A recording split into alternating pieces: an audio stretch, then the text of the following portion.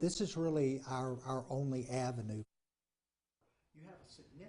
It is do or die in Anderson District 1, where tomorrow voters will decide either yes or no on a $109 million bond referendum.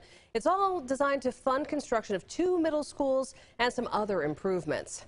Now, Tuesday's vote comes after months of community meetings and a video campaign pushing for more tax money for the growing school district. Our Ben Hoover's live tonight at the district offices, where he was speaking with the superintendent ahead of this big vote tomorrow. Ben.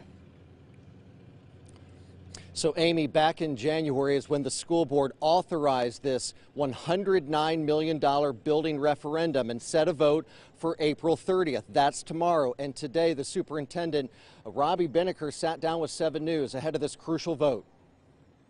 Our 2 middle schools, 67, 63 years old, but the only way to replace those middle schools is through a bond referendum. Anderson District 1 Superintendent Robbie Binnicker says the money in that $109 million referendum would go toward, first and foremost, building 2 new middle schools, replacing the current Wren and Palmetto Middle School buildings. And they've really surpassed their life expectancy, and they're costing us a lot more money to keep up than it would be to build two new middle schools. Binnicker says the district also has a number of schools that are at or over capacity, so some money would be used to add on to those schools. This is one of the fastest growing districts in the state. In order to get it all done, Binnicker says taxes would have to go up, something some in the community don't want to see happen, like at Discount Tire and Service Center, where the sign reads, "Enough is enough. Vote no April 30th. The owner did not want to speak on camera with 7 News, but did say his business,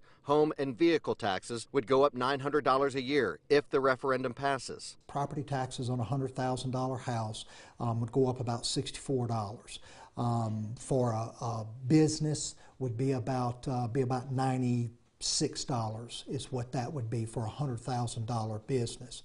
And we feel like that because our taxes, the school taxes, are so low, that's a very reasonable thing to ask our community and ask our taxpayers.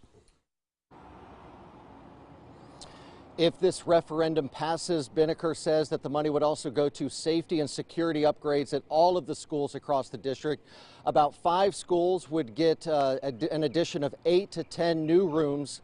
That's in addition to what they currently have. Also, Wren High School and Palmetto High School would get some critical infrastructure work done, and also they are planning on doing some HVAC and roofing improvements to some of the schools across the district as well. But again, it's all up to the voters, who will vote either yes or no starting tomorrow morning. For now, we're live in Anderson County. Ben Hoover, 7 News.